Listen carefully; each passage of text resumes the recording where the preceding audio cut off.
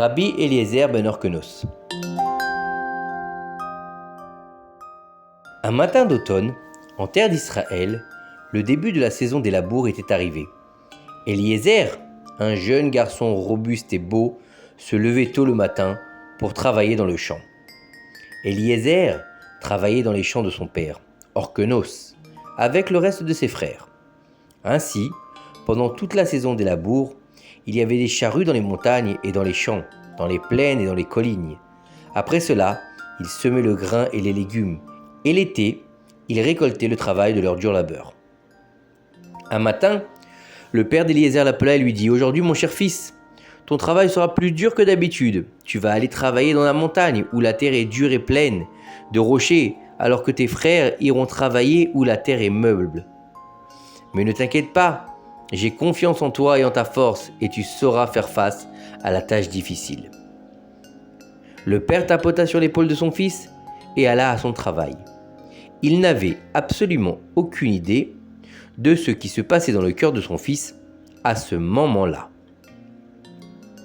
Depuis plusieurs jours, une violente tempête grondait dans l'esprit et le cœur d'Eliezer. Pas une tempête avec de la pluie et des vents, mais un tout autre type de tempête. Cela faisait plusieurs jours qu'Eliezer ne mangeait ni ne buvait. C'est vrai qu'à l'extérieur il ne le montrait pas, mais à l'intérieur, une guerre se déroulait en lui. Eliezer en avait assez de sa vie paysanne insipide. Il sentait le besoin de se remplir d'une vie spirituelle, une vie de Torah. Il est vrai qu'il n'avait jamais appris la Torah, ni même lu la Torah, ni lu un livre sacré, puisqu'il ne savait même pas lire ni écrire. Même le Kriyat Shema, la bénédiction après avoir mangé du pain, ou juste une bénédiction ordinaire comme tout enfant le savait, il ne le savait pas. Son père ne lui avait jamais enseigné la Torah, mais seulement le métier d'agriculteur. Cela faisait maintenant 20 années qu'il excellait et réussissait dans ce métier-là, et son père avait déjà tracé son avenir d'agriculteur.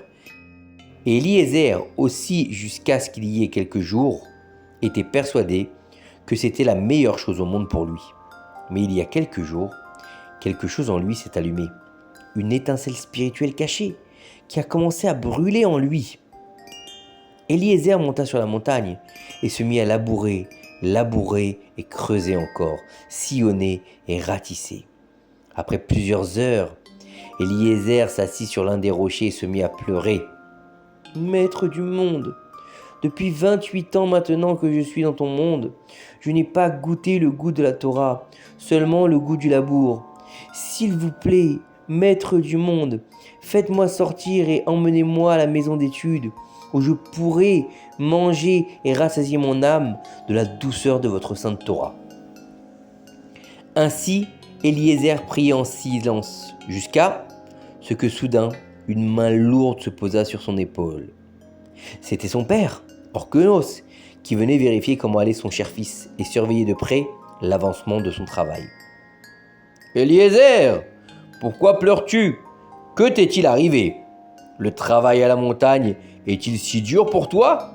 lui demanda son père.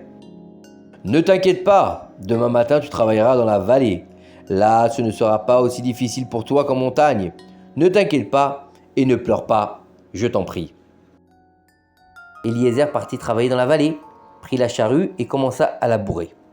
Il y avait une grande tristesse dans ses yeux et ses larmes coulaient une à une sur les sillons. De nouveau, il leva les yeux au ciel et dans une prière silencieuse, il dit « Maître du monde, ma place n'est pas ici parmi les champs. Ma place est dans la maison d'études. Ma place est parmi les étudiants en Torah. S'il vous plaît, Hachem, emmenez-moi d'ici au Beth Amidrash. Tout ce que je veux, c'est apprendre la Torah et accomplir les mitzvot. » Cette fois aussi, celui qui l'interrompit dans ses pleurs était son père Orkenos. « Pourquoi pleures-tu maintenant, Eliezer? Est-ce difficile pour toi de labourer dans la plaine? Tu veux retourner dans la montagne? Dans les rochers? » »« Non, et non, père. Le labour n'est pas du tout difficile pour moi, ni dans les plaines, ni dans la montagne. Ce n'est pas du tout le problème. Je pleure pour une chose totalement différente. »« Pourquoi pleures-tu alors ?» lui demanda son père. Eliezer ne voulait pas révéler à son père son secret. Il savait qu'il n'accepterait pas cette chose avec joie.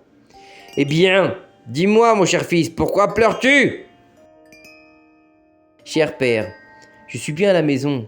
Je suis très bien dans le travail des champs, je m'en suis jamais plaint. Cependant, j'ai aujourd'hui une autre envie. Mon désir est de quitter les labours, de quitter la maison, de quitter la vie simple rurale et d'aller étudier la Torah. Si toute ma vie j'ai labouré un sol avec des pierres, j'ai sûrement la force d'apprendre la Torah. Orkenos, le père d'Eliezer, éclata de rire. Tu m'as raconté une bonne blague, mon cher fils. Toi, étudier la Torah? Maintenant, à 28 ans? Quel est l'intérêt? Il est vraiment trop tard pour apprendre la Torah. J'ai une bonne idée pour toi, Eliezer. Peut-être devrais-tu te marier maintenant, tu es encore jeune. Et quand tu auras des enfants, tu les enverras étudier la Torah. Et ils apprendront la Torah à ta place. De cette façon, tu pourras continuer à travailler la terre et vivre de ton travail de la terre. Mais père, je ne veux pas que mes fils apprennent la Torah, je veux apprendre la Torah moi-même.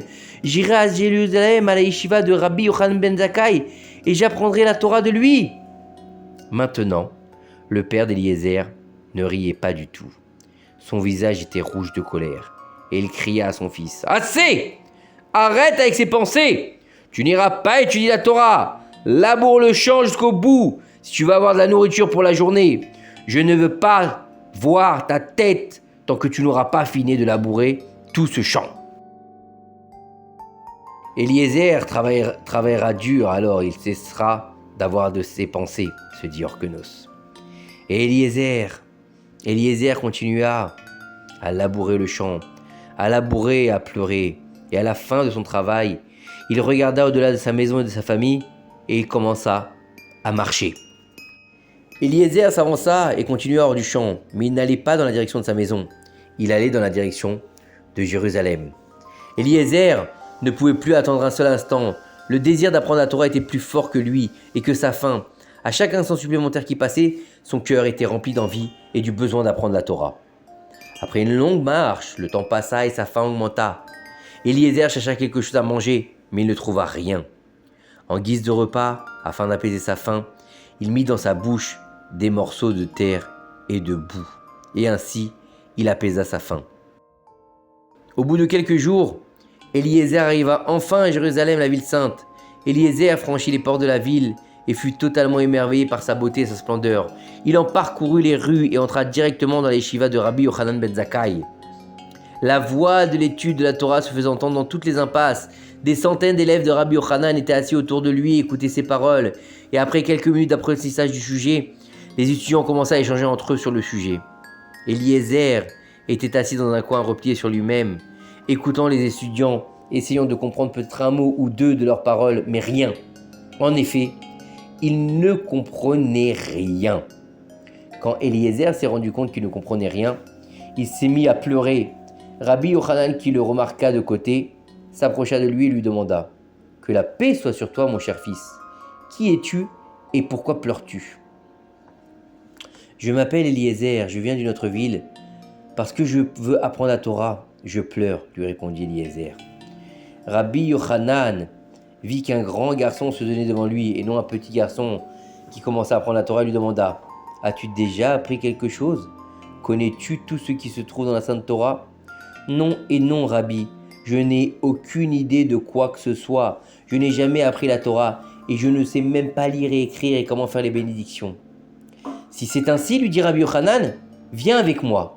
Je t'enseignerai la lecture du schéma, la prière et la bénédiction de la nourriture. » Et donc, Eliezer et Rabbi Yochanan se sont assis et ont étudié pendant plusieurs jours, jusqu'à ce qu'Eliezer soit capable d'assimiler les mots. Et il connaissait déjà par cœur le libellé entier des bénédictions et du Birkat Hamazon. Après que Rabbi Yochanan ait vu qu'Eliezer savait déjà comment prier et faire les bénédictions, il commença à s'asseoir avec lui pendant plusieurs heures par semaine et à lui enseigner quelques mots de Torah. Tous ces jours, Eliezer n'étudiait que la Torah et a complètement oublié leur nourriture. Rabbi Yochanan lui a arrangé un endroit pour dormir et manger, mais pour Eliezer, tout cela n'avait aucune importance. Il voulait seulement apprendre la Torah. Pour manger quelque chose, il se contenta de morceaux de terre et de feuilles du sol, comme il le fit sur le chemin pour aller à Jérusalem. Cependant, après plusieurs jours sans rien manger, il n'était plus aussi agréable de se tenir à côté d'Eliezer. Une mauvaise et terrible odeur sortait de sa bouche. Rabbi Yochanan demanda à plusieurs élèves de savoir si Eliezer était allé à l'auberge pour manger. Les étudiants sont allés à l'auberge et ont demandé: est-ce qu'Eliezer, le nouvel étudiant, était venu pour manger chez vous et dormir? Non, nous ne l'avons pas vu ces jours. Nous étions sûrs qu'il mangeait chez Rabbi Yochanan. Il n'était pas du tout chez nous, répondirent les aubergistes. Mais la vérité est que nous avons entendu des gens dire qu'il l'avait vu manger dans un petit sac, qu'il avait peut-être que le sac était plein de nourriture. Les étudiants sont allés voir s'il y avait quelque chose à manger dans le sac, mais ils n'ont trouvé que du sable et de la terre. Les étudiants ont raconté l'histoire à Rabbi Yochanan. Rabbi Yochanan appela Eliezer et lui dit: Eliezer, mon cher élève, béni es-tu de donner ta vie pour la Torah. De même qu'une mauvaise odeur est sortie de ta bouche, parce que tu n'as pas mangé depuis quelques jours, ainsi ton érudition se répandra de par le monde entier, car tu vas être un grand et un érudit en Torah. Et à partir d'aujourd'hui, tu mangeras chez moi à ma table. Eliezer s'est assis à étudier la Torah jour et nuit, jusqu'à qu'il devienne un géant dans la Torah. Les jours passèrent. Nous invitons tous les sages de Jérusalem et dignitaires à un repas offert par Rabbi Yochanan, proclame-t-on dans la ville. Rabbi Yochanan organise une grande fête et invite tous les personnages importants de la ville, les rabbinim et les riches. Tous les invités se sont assis à sa table et ont apprécié un riche repas et de nombreux discours sur la Torah. Et voici qu'un vieil homme un peu nerveux entra. Il est clair qu'il n'était pas l'un des invités. Cela se voyait. Et en fait, c'était Orkenos, venu chercher son fils Eliezer, qui s'était enfui il y a quelques années. Orkenos, qui était déjà vieux, était très en colère contre Eliezer. Il était venu lui dire qu'il ne toucherait rien de son héritage et que toute sa fortune irait à ses frères. Orkenos erra dans les rues de la ville et chercha son fils, et apprit qu'Eliezer était allé étudier à l'Yeshiva de Rabbi Yochanan. Rabbi Yochanan vit qu'une personne qui n'était pas connue était entrée et demanda qu'on découvre qui était cette personne. Au bout de quelques minutes, ses élèves vinrent lui dire qu'il était le père d'Eliezer, qui était déjà devenu Rabbi Eliezer. Rabbi Yochanan bondit aussitôt de son siège, appela le père de Rabbi Eliezer et lui ordonna de s'asseoir avec les personnes importantes de la ville de Jérusalem. Rabbi Yochanan l'invita, avec insistance. « Quoi ? Pourquoi me fait-on un tel honneur? Je suis pas digne d'être siégé parmi les riches. » Tout à coup, il y eut un silence dans la foule. Rabbi Yochanan fit signe à l'un des étudiants de se lever et de faire un Dvar Torah. C'était Rabbi Eliezer. Rabbi Eliezer se leva de sa place et lui dit à dire des paroles de Torah, des nouveautés merveilleuses, incroyables qui n'avaient jamais été entendues, tout comme si le mont Sinaï se dressait au milieu de Jérusalem. Quand Rabbi Eliezer eut terminé son discours, Rabbi Yochanan ben Zakkai se leva et embrassa Rabbi Eliezer sur la tête avec amour et joie. Pendant tout ce temps, Orkenos était resté admiratif. Il n'en croyait pas ce qu'il avait vu de ses yeux. Quelle grandeur son fils Eliezer avait atteint et comment il avait réussi dans son désir d'apprendre la Torah. D'une part, il était heureux de voir son fils dans un tel état émotionnel et d'autre part, il était très désolé de ce qu'il pensait faire. « Messieurs, dit Orkenos, écoutez-moi bien, je vous dirai pourquoi je suis venu à Jérusalem. J'étais fâché contre mon fils Eliezer et j'avais décidé de l'exclure de mon héritage, car il s'est enfui de chez moi et m'a laissé pour aller apprendre la Torah. Mais maintenant non, mes chers amis. Après avoir vu ce qu'il a enseigné et quel érudit en Torah il est devenu, je tiens à vous dire, devant tout le monde, que je désirerai mes autres enfants et qu'ils ne recevront absolument rien comme héritage. Paix est sur toi, Eliezer Rabbi, mon fils bien-aimé. C'est lui qui recevra tous mes biens après ma mort. » Orkenos s'assit à sa place et se mit à pleurer de joie. Son fils Rabbi Eliezer s'approcha de lui et lui dit: « Cher père, si j'avais voulu de l'argent et de l'or, je ne serais pas du tout sorti de la maison. Tout ce que je voulais, c'était apprendre la Torah. Donne l'argent à mes chers frères, je n'en ai pas du tout besoin. Tout ce que j'ai besoin, je le recevrai d'Hashem Yitbarach. Je suis venu étudier la Torah à Jérusalem et j'ai eu le privilège d'étudier la Torah ici. Je n'ai besoin de rien de plus que ça. » Rabbi Eliezer est resté étudier la Torah à Jérusalem jusqu'à ce qu'il devienne un des plus grands maîtres de tout le peuple d'Israël. Vous rendez-vous compte, les enfants, à quel point la Torah est douce? Elle est plus importante que tout le monde. Et celui qui consacre son âme goûte sa vraie douceur jusqu'à ce que toutes les autres choses du monde n'aient plus une vraie importance à ses yeux.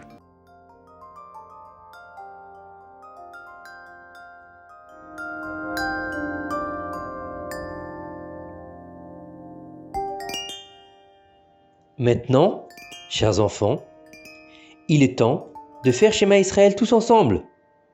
Shema Israël, Adonai Eloheinu, Adonai Echad. Bonne nuit.